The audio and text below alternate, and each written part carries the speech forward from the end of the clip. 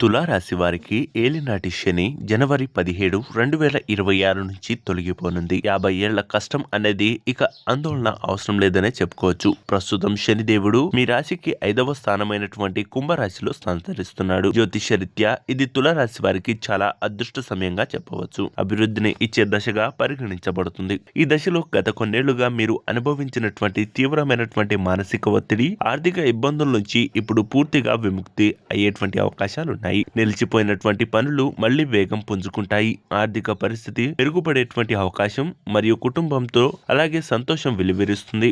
ముఖ్యంగా సంతాన విషయంలో శుభవార్తలు వింటారు. కోర్టు కేసులు లేదా దీర్ఘకాలిక ఆరోగ్య సమస్యల నుండి కూడా ఉపశమనం లభించి జీవితం మళ్లీ గాడిలో పడుతుంది.